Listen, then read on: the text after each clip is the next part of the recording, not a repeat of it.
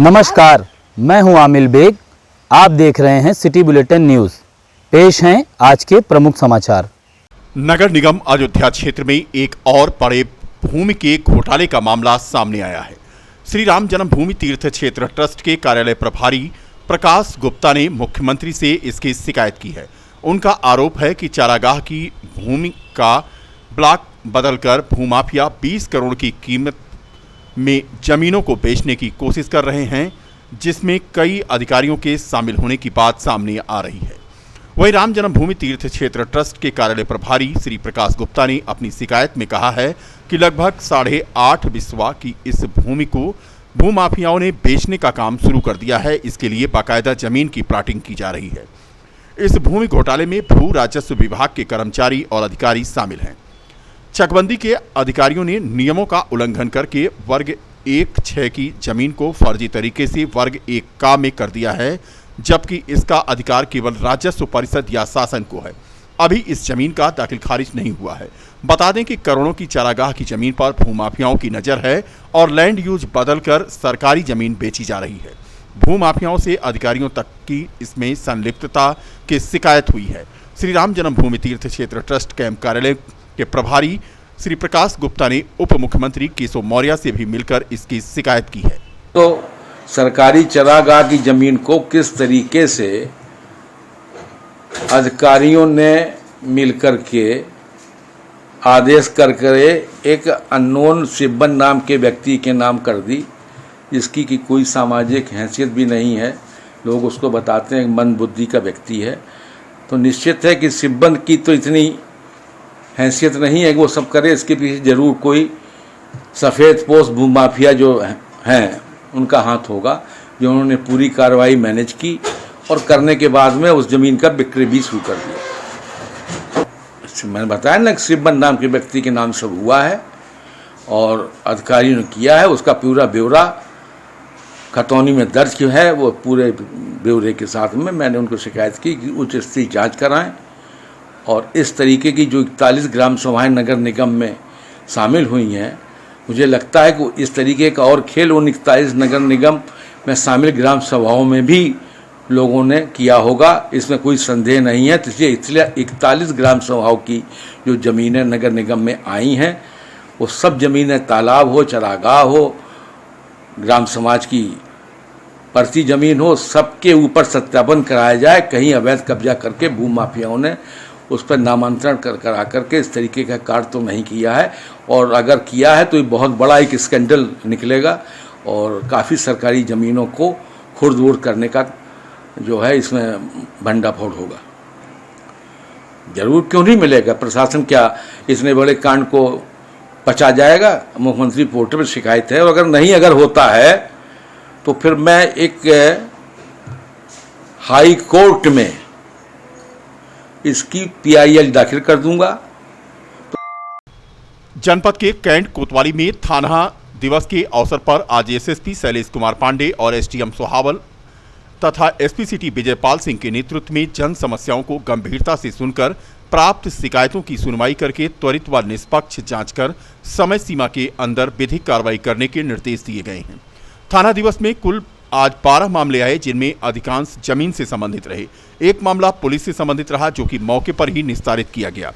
इस अवसर पर कैंट कोतवाली पुलिस टीम के साथ राजस्व विभाग के लेखपाल बद्रीनाथ उपाध्याय, भीमसेन सिंह, जितेंद्र विश्वकर्मा, श्रेयांश व नजूल विभाग के कर्मचारी मौजूद रहे। मामले जो है थाना समाधान दिवस के आए हैं, जिसमें थे जो विभिन्न प्रार्थना पत्र जो हम लोगों के ऑफिसों में आते हैं, और हमारे ऑफिसों में भी अगर ऐसा लगता है कि उसका थाना समाधान दिवस पर उसका निस्तारण अच्छे तरीके से हो सकता है, तो हम लोगों के द्वारा भी निर्देशित किया जाता है कि थाना समाधान दिवस पे दोनों पक्षों को बुला के उसका निस्तारण करें। वैसे 2 प्रार्थना पत्र में एक प्रार्थना पत्र का निस्तारण हो चुका है और वो जो आवेदक है संतुष्ट होकर यहाँ जा चुका है। दूसरे प्रार्थना पत्र में टीम गठित हो गई है, वो 2 बजे मौके पर जाएगी। इसके अतिरिक्त जो 12 प्रार्थना पत्र आए हैं, उसमें एक को छोड़ के सभी ज़मीन से जुड़े मामले रहे, जिसमें राजस्व और पुलिस टीम दोनों जो है मौके पे जाके इसका निस्तारण करेंगे। तो टीमें ऑलरेडी गठित की जा रही हैं, जो कि समाधान। इसी कड़ी में आज नगर कोतवाली में थाना समाधान दिवस के अवसर पर एसडीएम सदर और सीओसीटी शैलेंद्र सिंह ने फरियादियों की फरियाद सुनी।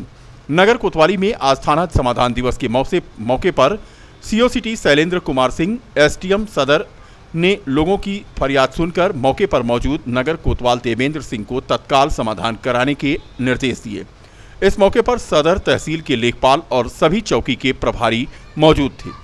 यहां भी आज थाना समाधान दिवस के अवसर पर भूमि संबंधित ज्यादातर मामले आए, जिनके समयबद्ध निस्तारण के निर्देश सीओसीटी के द्वारा दिए गए। नाका चौराहे पर रोड क्रॉस कर रहे एक युवक को बाइक सवार ने टक्कर मार दी, जिससे वो गंभीर रूप से घायल हो गया। अयोध्या के कटरा मोहल्ले के रहने वाले आजम शेख अपने दोस्त के साथ नाका चौराहे पर आए थे किसी काम से और पैदल रोड क्रॉस कर रहे थे कि बाइक सवार ने टक्कर मार दी, जिससे वो गंभीर रूप से घायल हो गया। मौजूद दोस्त के द्वारा उसे निजी वाहन से जिला चिकित्सालय लाया गया। टक्कर मारने वाला बाइक सवार फरार हो गया। लालबाग विद्युत उपकेंद्र पर फॉल्ट ठीक कर रहे संविदा श्रमिक अरविंद तिवारी शॉर्ट सर्किट से आज झुलस गया। थाना कैंट के अश्वनीपुरम कॉलोनी के रहने वाले अरविंद तिवारी पुत्र दलसिंगार निवासी कैंट, उम्र 29 साल, जो शहर के लालबाग में स्थित उपकेंद्र विद्युत पर श्रमिक पद पर काम करता था। विद्युत केंद्र पर कंप्लेन देख रहे थे कि अचानक शॉर्ट सर्किट होने की वजह से झुलस गए। आनन फानन में उन्हें जिला चिकित्सालय में भर्ती कराया गया है। भीषण गर्मी से लोगों को राहत पहुंचाने के उद्देश्य को लेकर शहर के रोडवेज बस स्टैंड पर एक जल प्याऊ खोला गया है।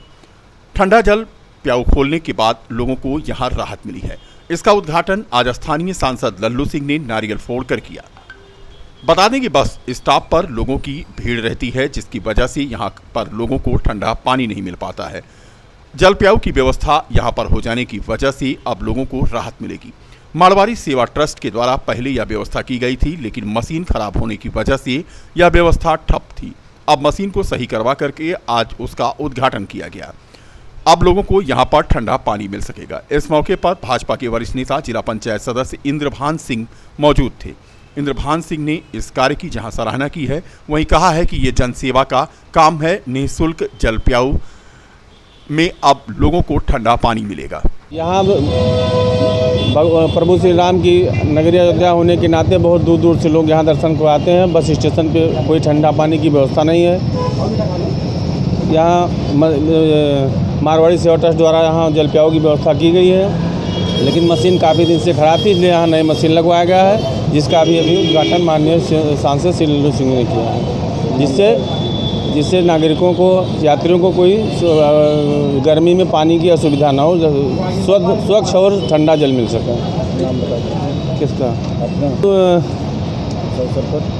इस अवसर पर बबलू श्री किशन पार्षद, सुरेंद्र यादव पार्षद, मन्नू भानु, नरेश गुप्ता, वरिष्ठ भाजपा नेता बरक विजय सिंह आज तमाम प्रबुद्ध लोग यहाँ मौजूद थे।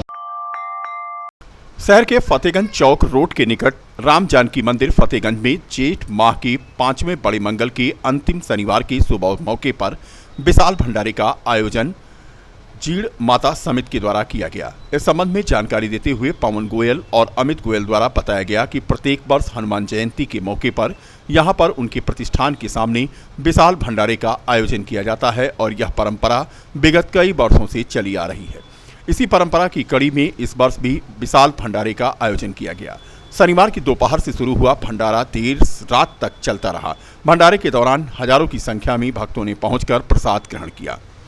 अमित गोयल द्वारा बताया गया कि आगामी वर्षों में भी अगर प्रभु की इच्छा रही तो निश्चित रूप से यह भंडारा अनवरत जारी रहेगा। जेठ का पावन महीना चल रहा है, जिसके उपलक्ष्य में हमारे यहाँ लास्ट मंगलवार से पहले जो शनिवार पड़ रहा है, उसके उपलक्ष्य में हनुमान जी का भंडारा चल रहा है। यहाँ पर हम लोग यहाँ पर अयोध्या में श्री राम जन्मभूमि पे जो भव्य मंदिर बन रहा है, उसके लिए इतना खुश हैं कि उसी का भंडारा चल रहा है। तो मैसेज यही है कि आप प्रेम से भंडारा खाएं और राम जी का नाम लें। हाँ, फतेहगंज श्री राम जानकी मंदिर में पवन कुमार गोयल और भाई साहब अमित कुमार गोयल, ये फतेहगंज श्री राम जानकी मंदिर के सामने भंडारा हो रहा है।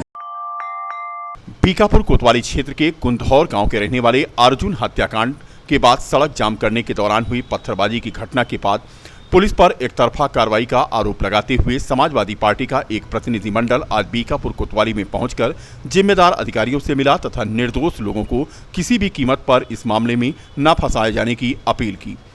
बताया जा रहा है कि प्रदेश अध्यक्ष के नेतृत्व में जयशंकर पांडे के निर्देशन में 5 सदस्यीय प्रतिनिधिमंडल बीकापुर कोतवाली आज पहुंचा और यहां पर उन्होंने अपनी बात रखी। आज समाजवादी पार्टी के प्रदेश अध्यक्ष माननीय नरेश पटेल जी के निर्देश पर मैं यहाँ पर गुंधौर गांव में जो घटना घटी हुई थी और जिसमें दुर्भाग्यपूर्ण घटना में एक आदमी की हत्या हो गई थी और उसके संबंध में जो गांव में एक अफरा तफरी का माहौल मचा हुआ था, उसके बीच में हम लोग आज का यहाँ पर इंस्पेक्टर कोतवाली बीकापुर से मिले और उनसे आग्रह किया, बताया कि जो घटना घटी है दुर्भाग्यपूर्ण है, लेकिन इसमें ऐसे किसी लोगों को शांतिपूर्ण व्यवस्था बनाए रखने का प्रयास करना चाहिए और किसी को भी जो निर्दोष लोग हैं उनको मुकदमे में ज़बरदस्ती न फंसाया जाए और कोशिश से की जाए कि सम्यक वातावरण शांतिपूर्ण वातावरण स्थापित हो सके। और हम लोगों ने प्रदेश के मुख्यमंत्री से मांग किया है कि जो पीड़ित मरा है उसके परिवार में कोई कमाने वाला नहीं है, उसकी पत्नी भी विधवा हो गई और उनकी माँ भी विधवा थी, तो पीड़ित परिवार को कम से कम 10 लाख रुपए का आर्थिक सहायता दिया जाए जिससे उसका परिवार चल सके। और समाजवादी पार्टी का एक प्रतिनिधिमंडल उस गांव में भी जाएगा जो पीड़ित परिवार से और गांव वालों से मिलकर शांतिपूर्ण व्यवस्था और उनकी सहायता कराने में। आदेपुर में जो युवक की हत्या हुई ये बहुत दुखद रही और बहुत घृणित रही। उसके परिवार के प्रति हम लोगों को संवेदना है, दुख प्रकट करते हैं। पोस्टमार्टम के बाद लाश आने के बाद शव को दफनाने और जलाने के समय जो घटनाक्रम हुआ ये बेहद दुखद रहा। संयोग से हम लोग वहां नहीं पहुंच पाए, नहीं तो प्रयास किया जाता कि इस प्रकार की कोई घटना ना हो। लेकिन कुछ नादानियों के कारण जो घटना हुई है इसमें दोषी गांव वाले या मृतक के रिश्तेदारों के साथ पुलिसकर्मी भी हैं। हम लोगों ने सोशल मीडिया पर जो वीडियो देखा या वहां पर उपस्थित लोगों द्वारा बनाई गई वीडियो में ये दिखाई पड़ रहा है। जनपद के सिद्धपीठ श्री संकट हरण हनुमान मंदिर महाजनी टोला के जीर्णोद्धार के बाद वैदिक रीति रिवाज से प्राण प्रतिष्ठा हुई। इस प्राण प्रतिष्ठा के बाद धूमधाम से भव्य शोभा यात्रा निकाली गई।